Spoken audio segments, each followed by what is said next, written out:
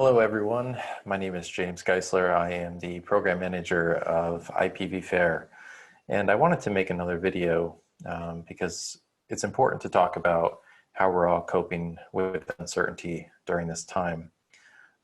This video is not intended for counselors or other helping professionals, and it's not certainly intended for a direct population in our community, but rather for anybody who needs a reminder that we are all in this together, and that there are ways that we can cope during this challenging and uncertain time. But I think today's video will mainly be about coping with uncertainty. I've taken quite a few notes over some of the webinars I've seen recently and some of the work that I've done with my clients.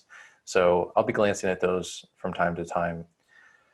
I want to start off with a quote that's really helped me during this time and something I've often shared with others.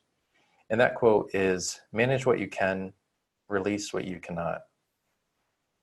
In this quote, what I'm finding is been very grounding for individuals who often feel that during this time, the weight of everything happening can appear to be too much. And sometimes we put this pressure on ourselves to really focus on fixing everything around us, when sometimes there's just some things that we don't have control over. So managing what we can and what we do have control over and releasing what we can't can sometimes help us feel grounded. So hopefully that can be a mantra that you can use in a time that you're feeling stuck. A good example is maybe really wanting to know how your parents are, if you have maybe elderly parents who you have not seen in some time, and just thinking about how they must be dealing with this time and what they're going through and struggling with the challenges of not seeing them. Focusing on what you can do, which is staying connected to them, whether it be through video or connect them through a project or a hobby, something that they enjoy through virtual means, can try to help fill some of that feeling of loss, of not being able to connect with them in person during this time. On the topic of loss, I think it's important to know that there are many of us who are grieving during this time, during a variety of losses that we may have experienced. And when we talk about coping with loss, it's not always coping with the loss of someone. And that's really what we refer to as disenfranchised grief, a term coined by Kenneth Doka years ago. And disenfranchised grief is experiencing loss that can't openly be maybe accepted or acknowledged in our community. And that could be losing someone, for example, where there may be a stigmatization associated with that loss. It could be the loss of a job, which I know many individuals are struggling with right now. It could be grieving of where our country's at right now, or maybe the loss of not being able to have a wedding or a celebration that you intended to have during this time as well. So these are all losses that each one of us are experiencing in our own unique ways, and they're often disenfranchised losses in that they're usually not openly acknowledged. So it's important to remember that we're all going through something together, and it's important to know that we can reach out to someone and ask how they're doing and check in and see what they might be going through and how this is affecting them. So as we cope with this uncertainty, it's also important to remember that staying connected with others and being understanding that others are often in the same boat as we are in some fashion is really important. Something I've done with my clients recently that I think is important, and something I've done myself as well, is that during this pandemic, we're often struggling to cope with a crisis or a stressful event that may have occurred, whether it be something that we hear on the news, or it could be a part of the phasing in system that's happening as we return to maybe some routine that we have been out of for some time. And something I really challenge others to do is to, over the next couple of weeks, as you're confronted with stressful situations, think and reflect on the following questions. The first one is, what did you feel and think about when that situation or trigger happened? So really looking inwards and developing some emotional awareness and cognitive awareness about what was happening for you in that moment. The second question is, what actions did you take to resolve this crisis or stressor? Right? So building that awareness of what helped you get through it during that time. It could have been very short term. It could have been something that had progress or movement over the next couple of days. But really, what actions did you take to resolve that crisis or stressor for you? How effective were those actions? Was this something that worked really well and you're likely to do it again? Or was it ineffective?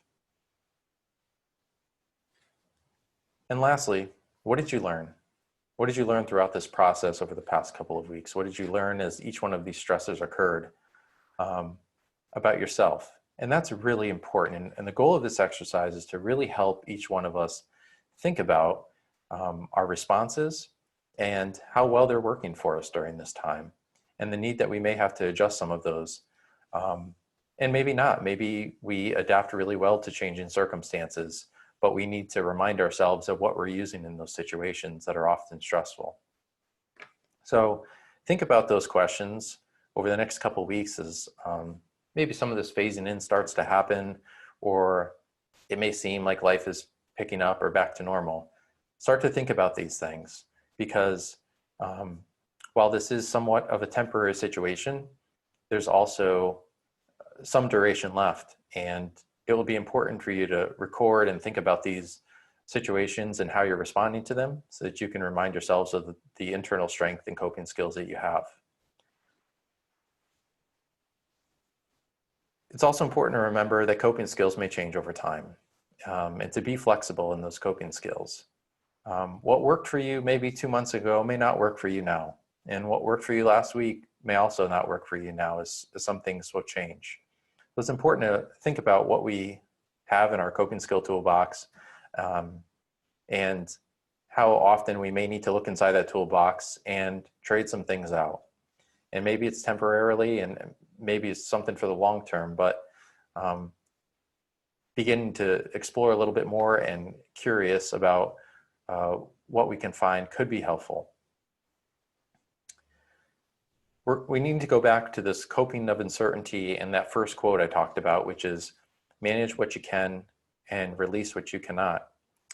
Some of the things that we can control, and hopefully this will be a good reminder for you, we can control getting proper sleep and improving our sleep hygiene.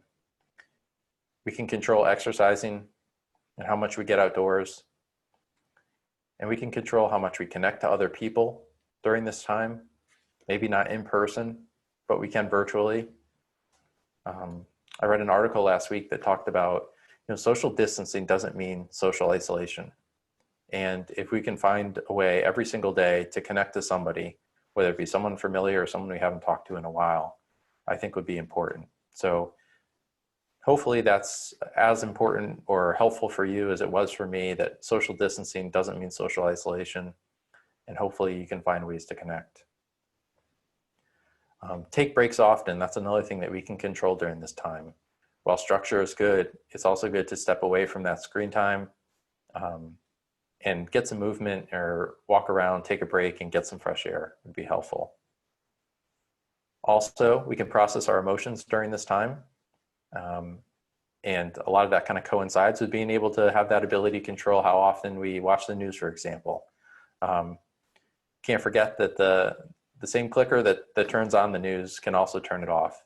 And if we're finding ourselves being really emotionally impacted by what's going on and need to step aside for a little bit and walk away, it might be good to process those questions that I asked earlier and how that might relate to some of the positive choices you're making, and only focusing on what you can control.